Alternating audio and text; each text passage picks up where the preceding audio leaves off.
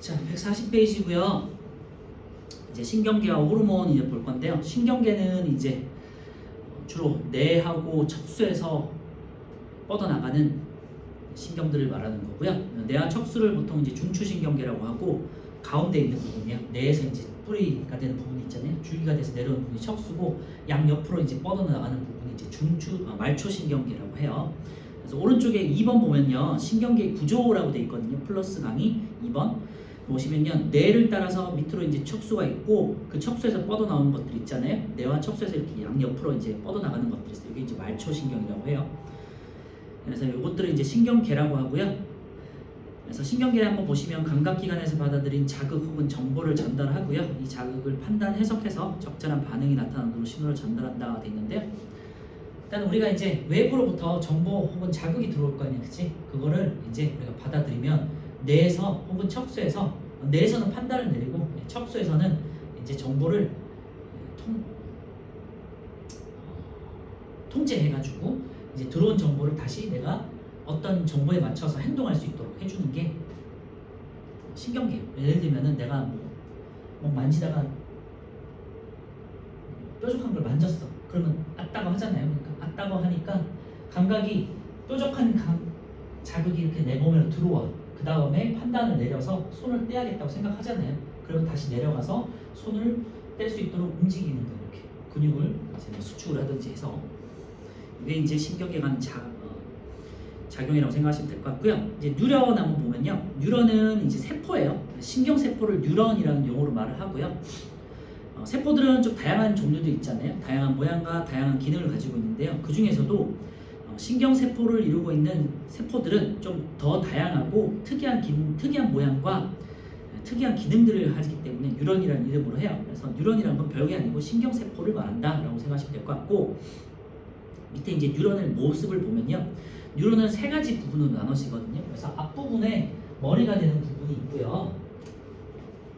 머리가 되는 신경세포체가 있고요. 신경세포체 이렇게 뭐 이렇게 가지처럼 이렇게 돋아나 있어요. 이렇게.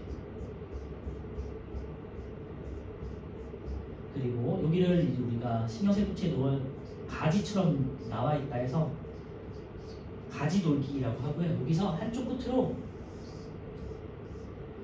이제 축이 되는 부분이 있는데, 그 축에서 노끈처럼 이렇게 쭉 나와 있어요. 축삭돌기라는 부분이 있는데요. 삭이 노끈이라는 뜻이에요. 축삭돌기.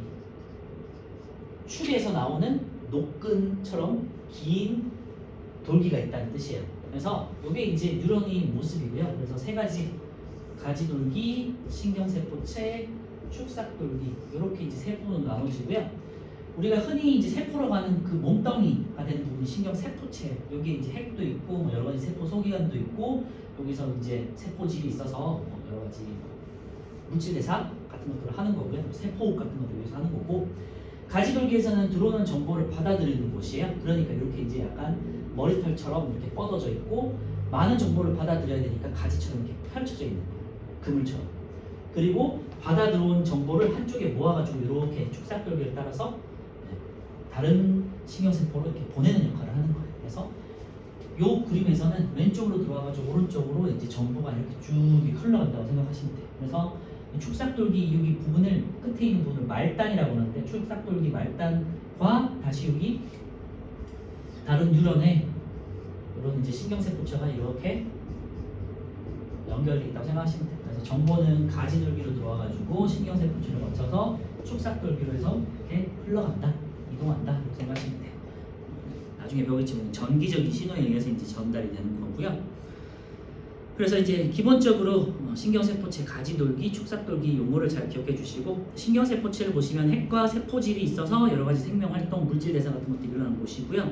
가지돌기는 이제 자극을 받아들이는 곳이고, 축삭돌기는 자극을 전달하는 통로가 된다. 이 정도만 기억하시면 될 것 같은데, 용어가 조금 이제 처음 듣는 것들이고 한자어다 보니까 축삭돌기 한자거든요. 그러니까 조금 헷갈리잖아요, 그렇지?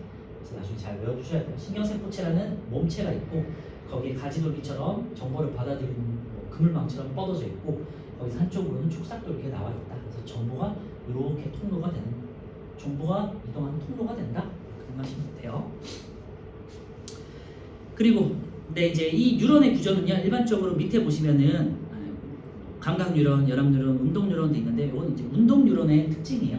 운동 뉴런이 이렇게 생겼고요.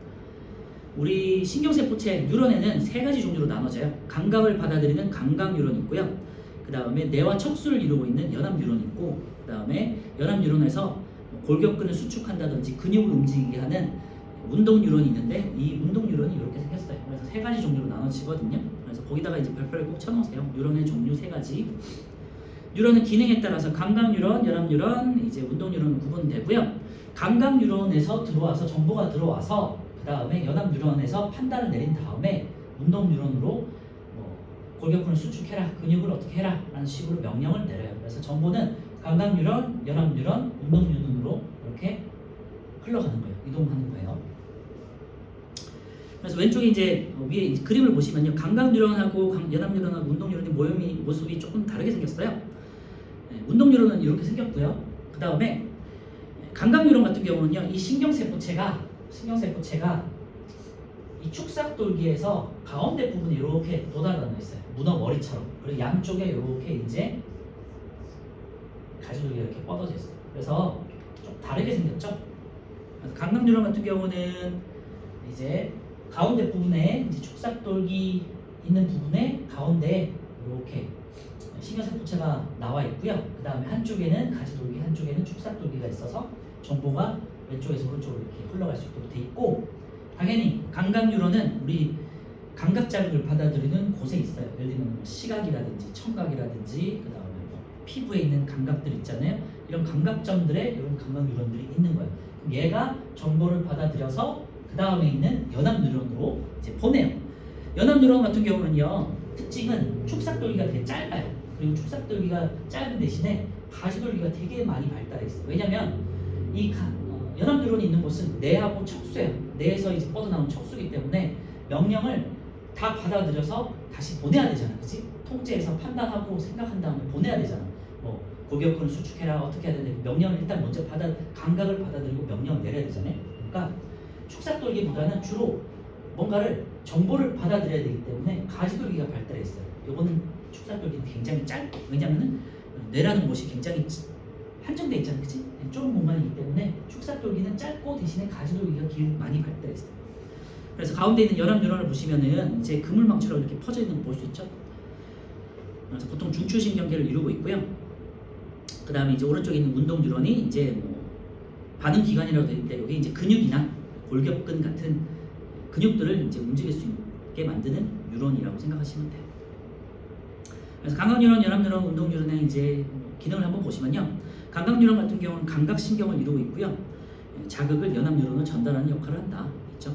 그다음 연합 뉴런 같은 경우는 이제 옆에다가 뇌 척수라고 써 놓으세요. 뇌하고 척수에는 무조건 연합 뉴런이 있어요. 그죠? 그리고 나머지 말초 기관, 말초 신경계에는 감각 뉴런하고 운동 뉴런으로 구성되어 있어요. 그래서 중추 신경계를 이룬다. 거기다 밑줄에 놓으시면 될 것 같고요.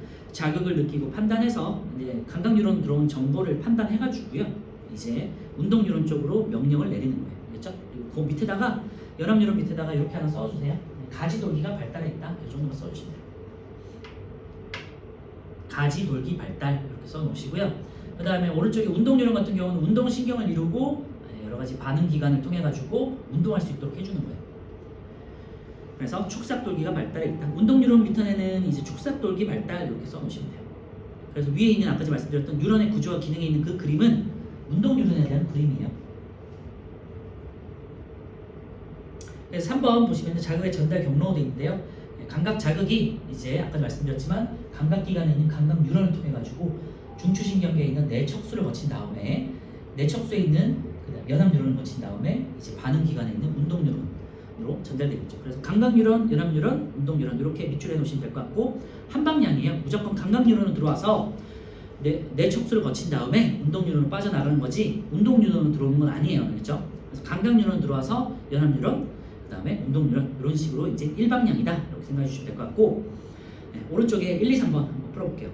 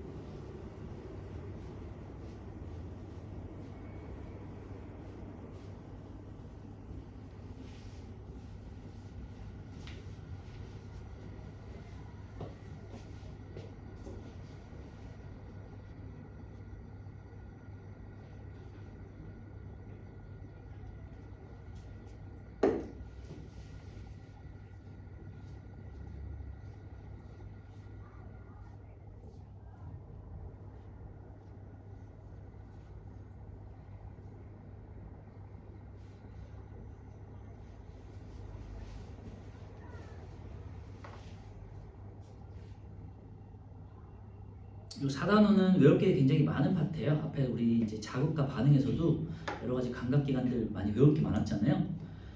그리고 이제 신경계 호르몬도 굉장히 중요하고 어려운 파트라서 나중에 이제 시험 때는 꼭 많이 잘 여러 번 보면서 외워주셔야 돼요. 대신에 이제 많이 외우면 응용되는 건 없고 외우는 파트이기 때문에 시험은 또 잘 볼 수 있는 파트이기도 해요. 처음에만 조금 어렵지만. 자, 1번 다른 뉴런이나 기관으로 자극을 전달하는 것은 이제 C가 되겠죠. 축삭돌기가 되겠고요. 핵과 세포질이 있는 것은 이제 세포체가 되겠죠. 신경세포체 A가 되겠고요. 그다음 다른 뉴런이나 감각기관에서 전달된 자극을 받아들이는 곳은 이제 B가 되겠죠. 가지돌기 되겠죠. A는 신경세포체, B는 가지돌기, C는 축삭돌기 이렇게 이름을 잘 기억해 두시고요. 자, 이번에 이제 뉴런 세 가지가 나와 있어요. A는 이제 신경세포체가 가운데 나와 있는 거 보니까 감각뉴런, 그죠? 감각기관이 연결돼 있죠.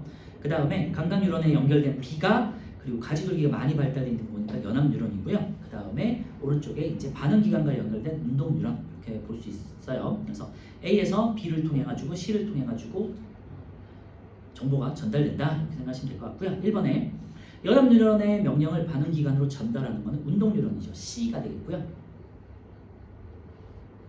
자극을 느끼고 판단해서 적절한 명령을 내린다. 연합뉴런 B가 되겠고요. 감각기관에서 받아들인 자극을 연합뉴런으로 전달하는 것은 감각뉴런 A가 되겠죠. 그래서 3번은 A, B, C 순서가 돼요.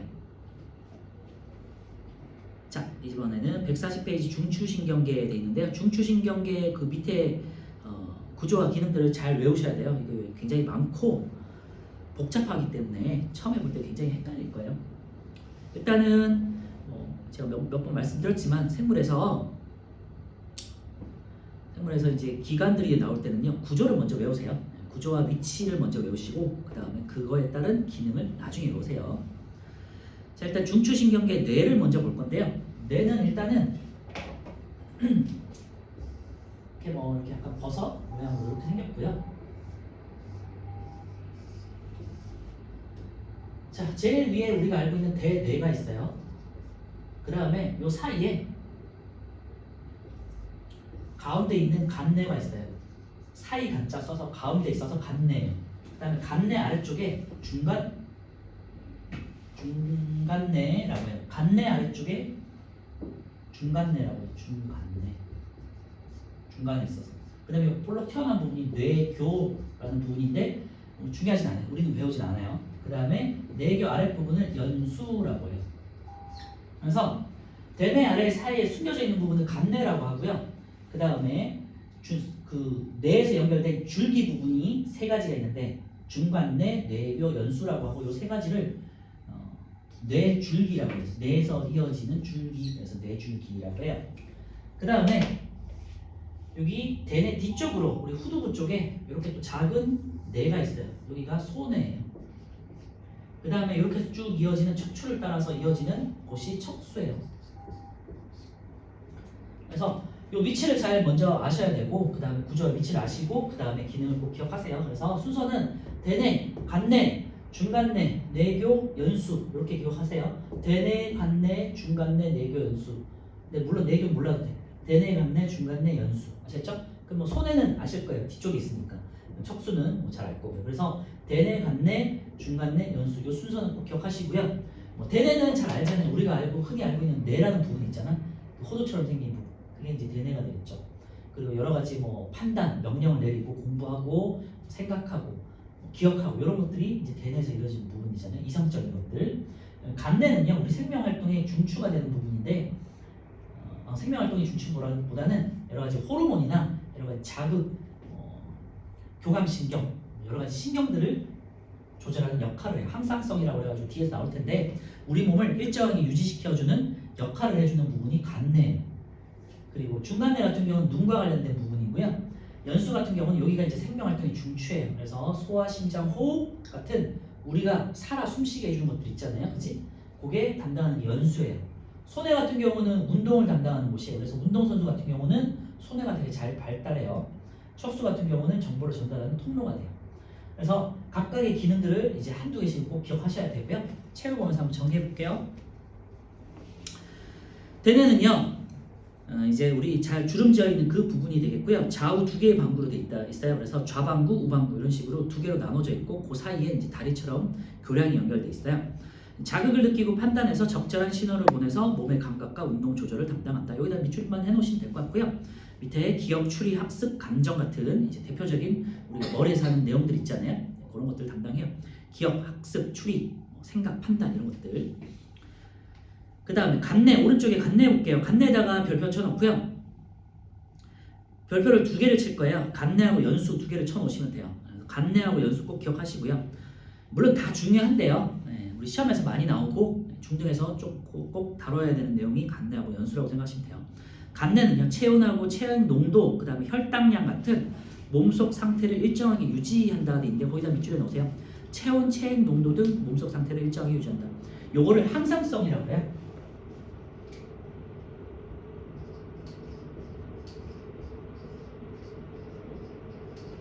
몸에 어떤 변화가 생길 거 아니에요, 그죠? 체온 변화가 있을 때 외부에서 온도가 올라가거나 내려가면은 체온이 변할 거 아니에요, 그지? 이 체온을 크게 떨어뜨리거나 뭐 올라가거나 하지 않고 일정한 체온을 유지하고 그 다음에 체액 농도, 우리 몸의 일정한 물의 비중, 체액이라는 건 물을 말하는 거예요. 물의 농도, 그 다음에 혈당량이라는 건 우리 몸에 있는 포도당의 농도 같은 걸 일정하게 유지시켜주는 게 항상성이에요. 왜냐면 이게 크게 적당한 범위에서 벗어나 버리면은 목숨에 위험하거든요. 그렇죠? 그래서 이런 체액 농도, 그다음에 체온, 혈당량 같은 것들을 조절해 주는 게 항상성인데 그걸 담당하는 게 간내라고 하고요. 여러 가지 신경계와 그다음에 호르몬, 뒤에 나온 호르몬 같은 걸 조절하는 것이 간내. 그래서 간내가 굉장히 중요해요. 특히 이 파트는 뒤에 가시면 항상성하고 체온 조절, 체액 조절, 체액 농도 조절, 그 다음에 호르몬 이런 것들이 나오는데 그걸 담당하는 게 간내예요. 그 다음에 호르몬 조절. 그래서 간내가 중요하니까 꼭 체크해 놓고요. 그 다음에 이제 중간내가 있죠. 중간내는 눈과 관련된 것들이에요. 그래서 왼쪽에 이제 두 번째 보시면요, 눈의 움직임 돼 있죠. 눈의 움직임, 그 다음에 동공과 홍채의 변화 조절돼 있는데요. 밑줄만 해놓으시면 될 것 같고요. 중간내도 굉장히 중요하긴 한데 상대적으로 조금 덜 중요하다 생각하시면 될 것 같고, 요 중간내 나중에 고등학교 때 생물 시간에 많이 외워야 될 거예요. 중간내 같은 경우는 안구 운동 있잖아요. 눈동자 이렇게 돌리는 거, 그치? 움직이는 거, 안구 운동. 그 다음에 동공 반사. 동공 반사라는 거는 우리 이제 감각 할 때 시각에서 나왔던 건데요. 빛을 조절하기 위해서, 빛의 양을 조절하기 위해서 빛이 너무 눈부셔, 많아서 눈부셔. 그러면은 빛을 줄여야 되잖아. 그럼 동공의 크기를 줄여야 되잖아요. 홍채가 이제 확장되면서 동공을 줄이고 너무 어두운 곳에 있어. 그러면은 빛의 양을 늘리기 위해서 동공이 커져야 되잖아요. 홍채가 축소되면서. 그걸 조절하는 게 이제 중간내. 동공을 조절하는 건 내 마음대로 되는 게 아니잖아요, 그지? 대뇌에서 판단을 내는 게 아니고요. 저절로 빛의 양에 따라서 중간내에서 조절을 하는 거예요. 의식적으로 조절하는 게 아니고. 그래서 이게 이제 무의식 반사라고 해요. 무의식 반사. 그래서 무의식 반사가 세 개가 나올 텐데 중간내에 있는 동공 반사가 첫 번째. 그리고 이제 연수에다가 별표 쳐놓으시고요. 가장 중요한 곳이에요. 얘는 생명활동의 중추고요.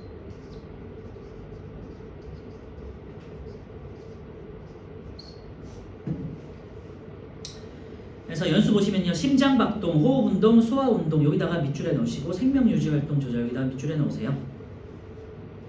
그래서 외우실 때는 이렇게 외우세요. 연수는 소심한 호구다. 연수란 애는 소심한 호구다. 그래서 소심한 호구 옆에다가 이렇게 써 놓으시면 절대 안 까먹어요. 연수가 하는 역할은요, 소화, 심장, 그 다음에 호흡. 소화, 우리 이제 음식을 먹고 소화를 시켜야 되잖아요, 그지? 그리고 심장 박동이 있어서 피를 온몸에다가 순환시켜야 되잖아요. 그다음에 호흡을 해야 되잖아. 숨을 들이마셔서 산소를 마시고 이산화탄소를 내뱉어야 되잖아, 그지? 이 생명과 관련된 것들이잖아요. 이 생명활동을 중추가 되는 게 연수고 소심한 호구 기억하시고요. 그럼 구자는 뭐냐? 구자는요, 요 무의식 반사 중에 두 번째 구강 반사예요. 구강이 입을 말하는 거거든요. 그래서 입과 관련된 무의식 반사를 말하는 거예요. 그래서 연수에서 일어나는 무의식 반사 두 번째, 구강 반사, 기침, 재채기, 구토, 하품, 침분비, 딸꾹질 이런 것들 있죠. 입에서 일어나는 것들 있지. 기침 내 마음대로 되는 거 아니잖아요, 그죠? 저절로 일어나는 거고, 그리고 재채기, 기침, 재채기, 그다음에 하품. 하품은 내가 마음대로 하품을 하고 싶어서 하는 게 아니라 공기 중에 이산화탄소 농도가 높을 때 저절로 나오는 거거든요. 그게 이제 연수에서 담당하기 때문에 그런 거예요. 그 다음에 구토라든지 침분비 이런 것들, 먹는 걸 맛있는 걸 보면 침이 나오잖아. 이런 것들은 저절로 생기는 거잖아요, 그죠? 그래서 대뇌를 거치지 않는 무의식 반사 두 번째, 구강 반사. 그래서 소심한 호흡 잘 기억해 두세요. 그래서 이 반내하고 이 연수가 이 단어에서 가장 중요하다고 생각하시면 돼요. 밑에 기침, 재채기, 눈물 분비 여기다가 밑줄에 놓으시면 될 것 같고요. 네, 오른쪽에 이제 손해 뭐 그렇게 중요하지 않아요. 손해는 우리 딥통수라고 하죠. 후두부 쪽에 있고요. 그 다음에 손해도 좌우 방구로 돼 있어요. 그래서 두 개로 나눠져 있다. 뭐 그냥 그런만 기억만 하시면, 참고만 하시면 될 것 같고요. 근육 운동을 조절해요. 그러니까 운동과 관련된 것이에요. 네, 몸의 자세와 균형을 유지한다. 참고만 하시면 될 것 같고, 밑에 척수는 이제 신호를 전달하는 통로가 되겠고요. 자신의 의지와 관계없이 일하는 반응이 중추돼 있는데 거기다 이제 밑줄에 놓으시고요. 뒤에 또 나오긴 하는데 무의식 반사 세 번째 척수 반사가 있어요.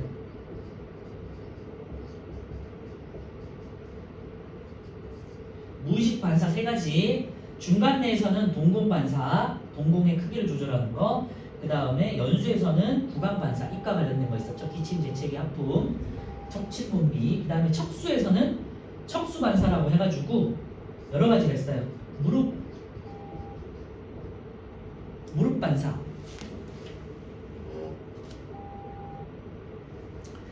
우리 이제 병원 같은 데 가시면 무릎 이제 아래쪽을 딱 치면은 고무망치 같은 거 딱 치면은 얘가 저절로 튀어나오거든요. 요건 내 의지대로 되는 게 아니라 딱 치면 저절로 무의식적으로 이렇게 나오는 거잖아. 그래서 무릎 반사가 있고요. 그 다음에 뭔가 날카로운 것에 찔리거나 무서운 걸 봤을 때 내 몸을 이렇게 움츠리잖아, 그지? 그리고 요거를 회피 혹은 움츠림 반사라고 해요. 도망가거나 움츠리는 거. 그래서 회피 반사 혹은 움츠림 반사라고 해요. 몸을 이렇게 움츠리기 때문에 내 몸을 지키기 위해서 진화적으로 자연스러운 무의식적인 반응이고요. 움츠림 반사라고도 하고요. 그 다음에 이제 배변 배뇨, 화장실에 가고 싶은 거죠. 이것도 척수 반사예요. 배변 배뇨. 이런 것들. 그래서 이제 우리 뇌에서 외운 것들은요, 각각의 구조와 기능에 대해서도 알아야겠지만 특히 반내하고 연수 잘 기억해 주시고, 무의식 반사 세 가지 꼭 기억해 주셔야 돼요. 중간 내에 있는 동공 반사, 빛 조절하는 거. 그 다음에 연수에서의 구강 반사, 입과 관련된 거, 기침, 재채기, 호흡, 구토, 침분비. 그 다음에 척수에서 일어나는 척수 반사, 무릎 반사, 그 다음에 회피 반사, 회피 움츠림 반사, 그 다음 배변 배뇨 같은 것들은 척수에서 일어나는 무의식 반사. 꼭 기억해 주셔야 돼요. 일단 오른쪽에 4번 한번 풀어보세요.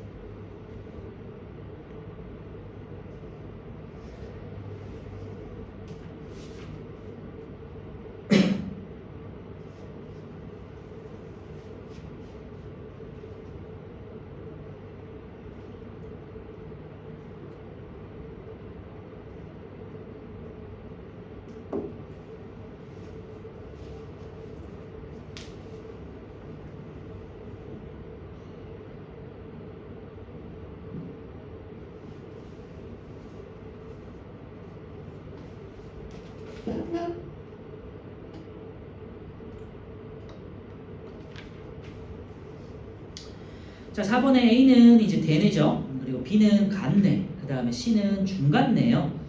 그리고 D는 이제 볼록 튀어나온 부분 아래쪽에 있는 연수가 되겠고요. 그 다음에 E는 소뇌예요. 그래서 구조와 위치 잘 기억해 주시고, A는 대뇌이기 때문에 기억 같은 정신활동, 그 다음에 뭐 학습, 판단 이런 것들을 내리는 곳이고요. B는 이제 간뇌이기 때문에 체온, 체액 농도 등의 항상성 조절, 미음이 되겠고요. C는 이제 중간되기 때문에 눈과 관련된 것이죠. 안구 운동, 눈의 움직임과 동공 크기 조절, 동공 반사. D는요, 연수가 되겠고, 연수는 소심한 호구, 그래서 생명활동의 종축, 니은이 되겠죠. 심장박동, 호흡운동. 그 다음에 E는 손해가 되겠고, 근육운동, 몸의 균형 유지 되겠죠. 리을고요. 자, 이제 왼쪽에 플러스 강의 3번 한번 볼게요. 특정 현상과 관계 깊은 뇌 부위 해가지고 이런 것들을 한번 일상생활에서 어떤 뇌가 사용되는지 구구단을 외우거나 공부하는 거, 대뇌가 되겠죠. 더울 때 땀을 흘려서 체온을 낮춘다. 체온과 관련된 거는 간뇌였죠. 어두운 곳에서 동공이 커진다. 빛의 양을 조절하고 동공의 조절을, 동공 크기를 조절하는 건 중간뇌라고 그랬죠. 근데 운동할 때 심장이 빨리 뛴다. 소심한 호구, 연수였죠.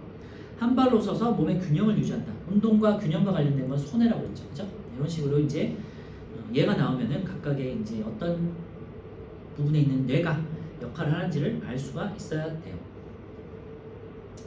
자, 이제 신경계 마지막으로는요, 말초신경계 한번 볼게요. 지금 뇌와 척수 같은 경우는 이건 중추신경계였고요.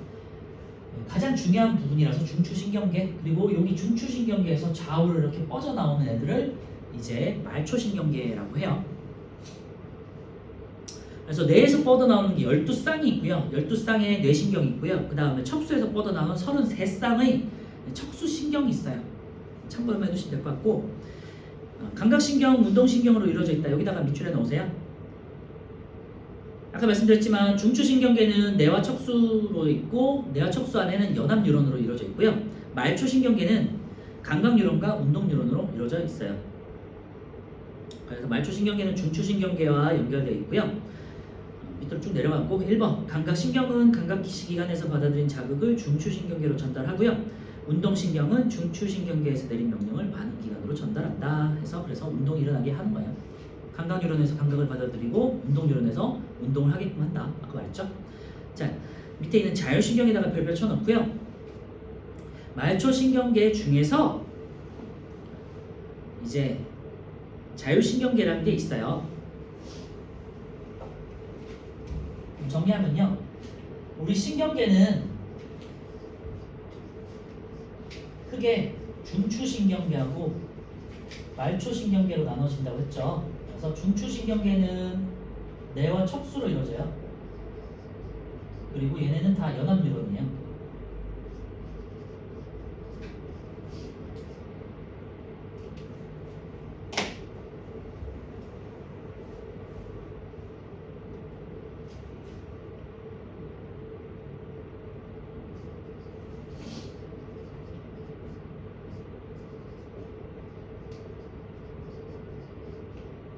자, 말초신경계는요, 감각뉴런하고 운동뉴런으로 나눠진다고 했죠.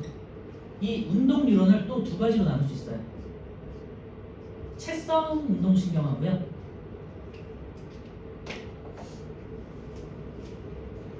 채성 운동신경하고 자율신경 이렇게 나눌 수 있어요.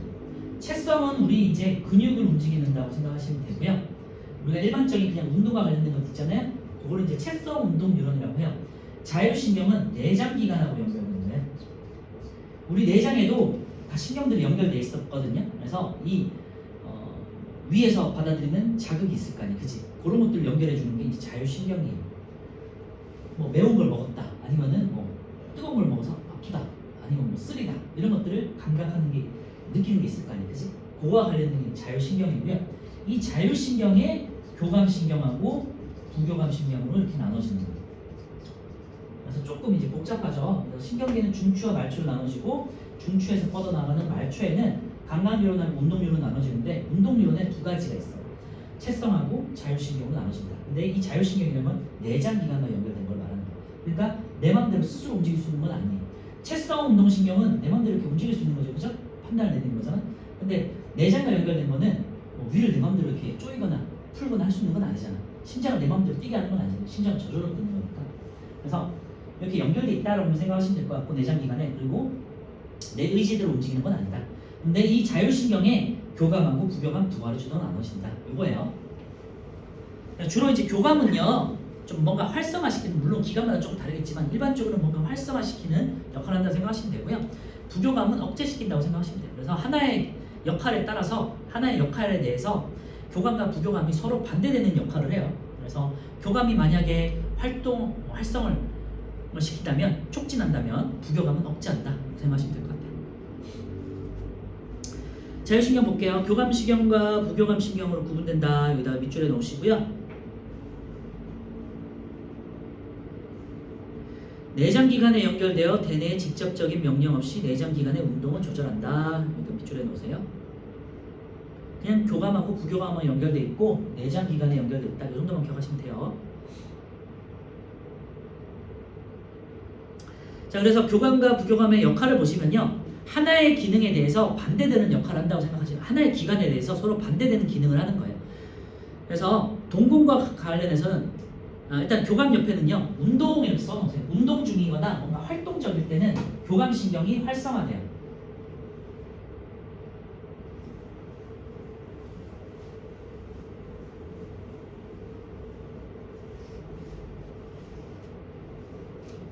교감 옆에는 운동 이렇게 써놓으시고요. 뭔가 움직임이 액티브한 걸 말하는 거고, 부교감은요 휴식 중일 때요, 아니면은 안정기 휴식. 그래서 각각의 상황을 생각해 보시면 돼요. 운동 중일 때와 휴식일 때, 그지? 자, 교감신경은 운동 중이기 때문에 동공이 어떻게 되나요? 시야가 넓어져야 되잖아요, 그지? 빛도 많이 받아들여요. 그래서 동공이 커져야겠죠. 그래서 확대.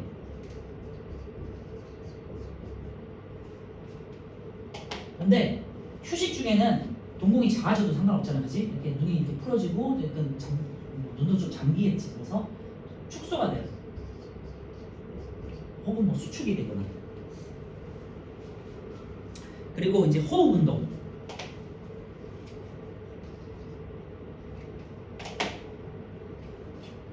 호흡. 운동 중이니까 호흡을 산소를 많이 받아들이네, 그지? 그러니까 호흡은 확장돼야겠죠. 확대돼야겠죠. 그리고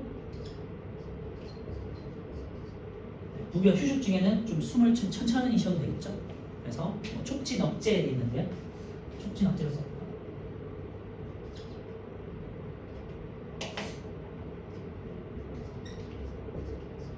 촉진 억제. 각각의 상황마다 생각해 보시면 돼요. 그 다음에 이제 심장박동. 심장박동도 똑같죠. 심장을 많이 뛰게 해가지고 피를 계속해서 온몸에다가 보내야겠죠. 그래서 산소를 통해 가지고 세포들이 에너지를 만들어내는 거잖아요, 그렇지? 그래서 심장박동은 촉진해야겠죠. 그 다음에 휴식 중에는 이제 심장은 좀 덜 뛰어도 되니까 억제가 되겠죠. 소화 운동 같은 경우는요, 운동하고 있는데 소화를 하면 안 되잖아요, 그렇지? 소화하는데 에너지가 사용되면 안 되기 때문에 반대로 소화는 억제돼야 돼요. 그리고 이제 휴식 중에는 이제 소화를 해도 되겠죠, 그죠? 밥을 먹으면서 좀 소화를 시켜도 되잖아요. 그러니까 촉진시켜야겠죠. 그리고 하나만 더 쓸게요. 오른쪽에다가 방광 이렇게 써놓으세요. 방광은 화장실과 관련된 거잖아요. 교감 운동 중에는 화장실에 가면 안 되잖아요, 그지? 그러니까 화장실에 안 갈 수 있도록 방광이 확장돼야 되죠. 그래서 방광이 운동 중에는 확장 이렇게 써놓으세요. 오른쪽에다가 확장. 그러니까 오줌을 저장해야 되니까 방광이 커진 거야, 그치? 그런데 휴식 중에는 화장실에 가도 되잖아요. 그러니까 방광이 수축되겠죠. 그래서 동공, 호흡, 심장 이런 것들은 교감신경에서는 활성화가 되는 거고요. 부교감신경에서는 억제가 돼요. 하지만 소화나 방광 같은 경우는 교감신경에는 약간 억제되는 쪽으로, 그죠? 그래서 화장실 가면 안 되니까. 부교감에는 이제 화장실 갈 수 있도록 이제 해야겠죠. 그래서 각각의 이제 뭐 상황마다 교감과 부교감이 서로 하는 역할이 이렇게 반대되는데 요거를 우리가 자율신경에서 조절한다라는 거예요.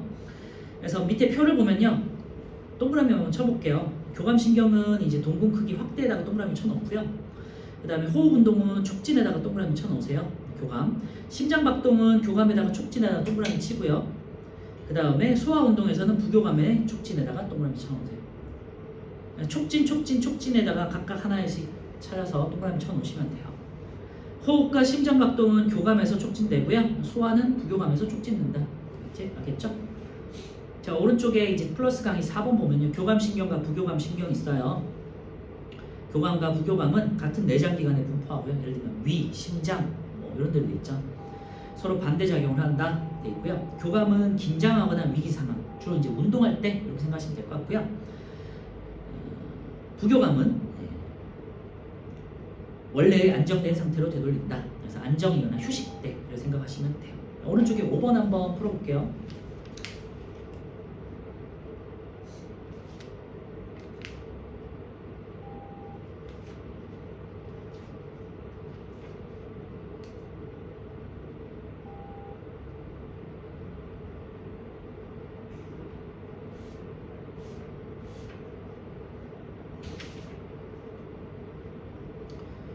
자, 1번은 척수는 말초신경계다 돼 있는데요. 뇌와 척수는 중추신경계니까 X. 부교감은 심장박동을 억제하니까 X. 감각신경, 운동신경으로 이루어져 있다 맞고요. 자율신경은 대뇌 명령을 받아서 내장기관의 운동을 조절한다 그랬는데요. 대뇌 명령을 받지 않아요. 무의식적으로 그냥 저절로 이루어지는 것이에요. 그래서 X. 자, 142페이지 넘겨주시고요. 자극에 따른 반응의 경로 한번 볼게요. 대뇌를 거치는 것을 보통 의식적 반응이라고 해서 하고요. 그러니까 의식적 반응, 그러니까 생각을 내려서 판단을 한다는 거죠. 판단 내려서 명령을 내리는 거. 이게 이제 의식적 반응이에요. 그러니까 대뇌를 거치는 거고요. 그래서 의식적 반응 옆에다가 대뇌 이렇게 써놓으세요. 무조건 반사는요, 대뇌를 거치지 않아요. 그래서 보통 이제 척수를 거치는 편이고요. 무조건 반사 옆에는 척수, 연수, 중간뇌 이렇게 써놓으세요. 다시 의식적 반응 옆에는 대뇌만 써놓으시면 되고요. 무조건 반사는 대뇌를 거치지 않고 척수, 중간뇌, 연수 이 세 개 중에 하나를 거쳐요. 척수, 연수, 중간뇌를 거치는 반응을 말하는 거예요. 대뇌를 거치지 않아요. 그래서 의식적 반응을 뜻을 보면요. 자신의 의지에 따라서 일어나는 반응이고, 밑줄 하세요. 대뇌가 반응의 중추. 특징을 보면요. 대뇌에서의 판단 과정이 복잡할수록 반응이 나타나는데 시간이 더 걸린다. 그죠? 내가 생각하고 판단을 내려야 되니까, 그치? 시간이 오래 걸리겠죠? 예를 들면요, 주전자를 들고 컵에 물을 따른다. 주전자를 들고 내가 보면서 생각을 하면서 어느 만큼 따를까를 보는 거잖아요. 판단을 내리는 거잖아. 그러니까 시간이 걸리겠죠. 손이 시린 것을 느끼고 낄까 말까 생각하면서 장갑을 찾아서 끼잖아, 그치? 시간이 걸리겠죠? 그 다음에 날아오는 공을 보고 내가 야구 방망이를 휘두를까 말까 어디로 보낼까를 생각하면서 짧은 순간이지만 생각을 해서 휘두르는 거잖아요, 그치? 그러니까 대뇌가 역할을 한다는 거죠. 반응 경로 보시면요, 이제 주전자를 따르는 건데요. 주전자에 있는 물을 따르는 건데, 그래서 시각신경을 통해 가지고 눈으로 보면서 이제 대뇌를 거쳐가지고 이제 운동신경으로 팔을 이렇게 따르게끔 하는 거죠. 그래서 자극, 이제 시각이기 때문에 눈을 거치죠. 그 다음에 시각신경을 거쳐서요, 대뇌에다가 동그라미 쳐놓고요. 그 다음에 척수, 그 다음에 운동신경을 통해 가지고 팔의 근육으로 반응하게 한다라는 거죠.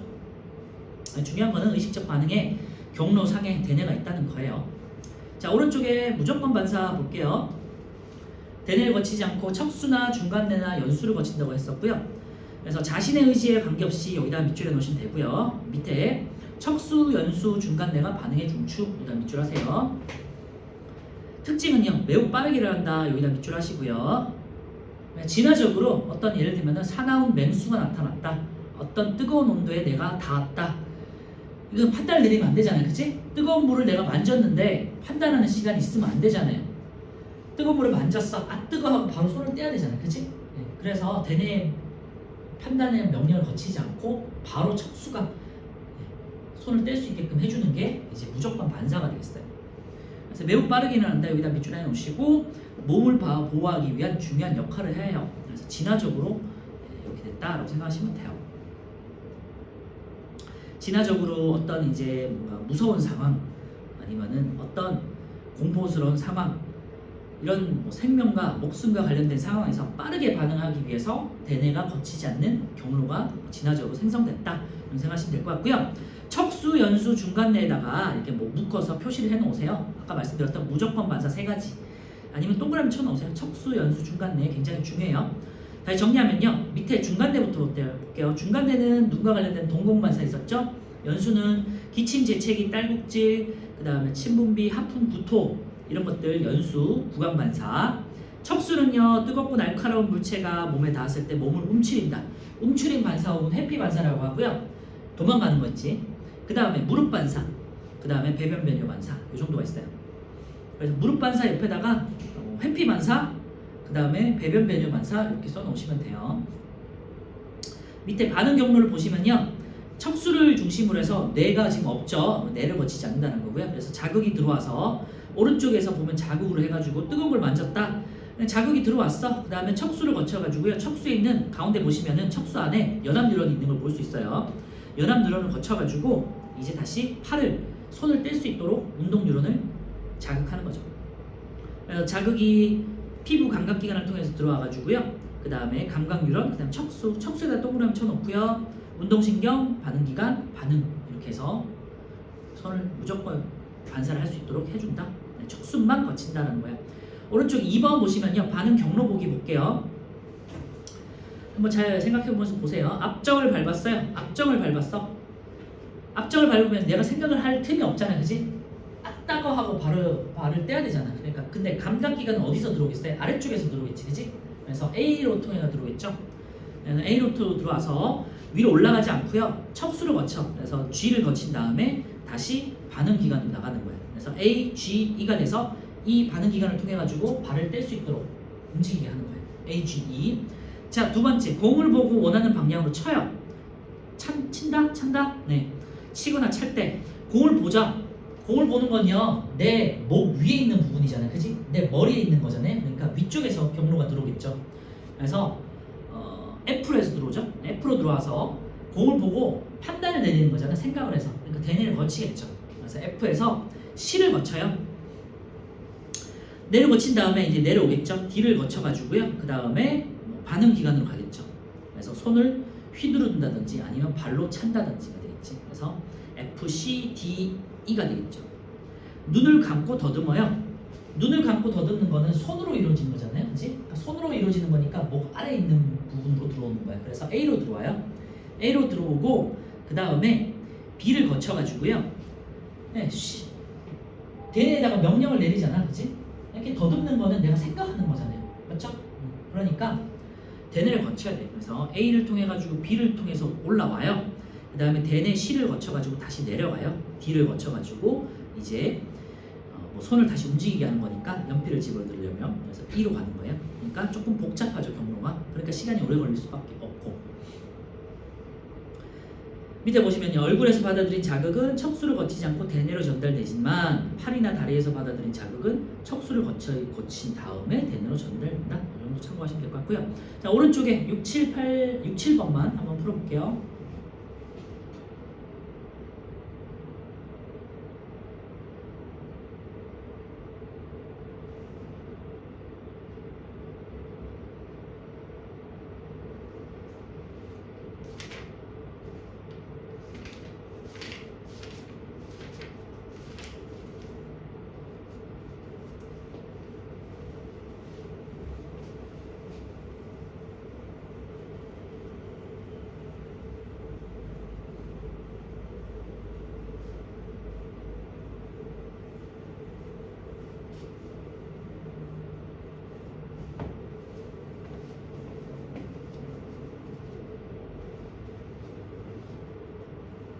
그래서 의식적 반응은 대뇌를 거친다. 그 다음에 무의식적 반응은 대뇌를 거치지 않고 척수 중간 내 연수 중에 척수는 무조건 거치는 건데 중간 내와 연수를 거칠 수도 있다. 이렇게 정리하시면 될 것 같아요.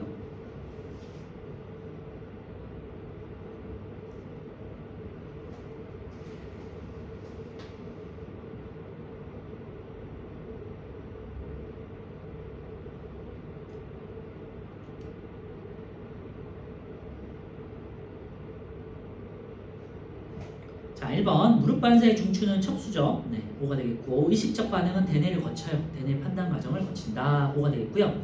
무조건 반사는 의식적 반응에 비해서 느리게 일어난다. 되는데요. 빠르게 일어나죠. 그러니까 X, 대뇌를 거치지 않기 때문에 손이 시린 것을 느끼고 장갑을 끼는 것은 의식적 반응이죠. 네, 5가 되겠고 무조건 반사는 대뇌 판단 과정이 복잡할수록 반응이 일어나는 데 걸리는 시간이 덜 걸린다가 되겠죠. 문장이 잘못되어 있죠. 의식적 반사는 대뇌 판단 과정이 복잡할수록 반응이 일어나는데 그 시간이 더 걸린다로 바꾸거나 무조건 반사는 대뇌 판단이 없죠. 그러니까 반응이 일어나는데 시간이 짧게 걸린다고 하거나 그지? 그래서 X OOX OX가 되겠고요. 1번 뜨거운 냄비에 손이 닿았어. 이건 대뇌 판단을 거치면 안 되죠. 그러니까 대뇌가 없어 보면 경우에 자극, 감각기관, 감각신경, 척수 그 다음에 운동신경, 반응기관, 반응 되어 있고요. 신호등이 초록불로 바뀐 것을 보고 길을 건너는 거는 자극, 감각기관, 감각신경 초록불로 바뀐 것을 보고 내가 생각을 내려야 되잖아요. 그치? 판단을 내려서 아 길을 건너야겠다가 되는 거니까 대뇌 그 다음에 니은 척수를 거치죠. 대뇌, 척수, 운동신경, 반응기관, 반응 이렇게 됐어요. 네, 일단은 이제 신경계에 대해서 한번 알아봤었고요. 문제 한번 풀고 좀 쉴게요. 네, 오른쪽에 좀 넘겨서 148페이지 일단 1번부터 8번까지만 보고 쉴게요. 우리.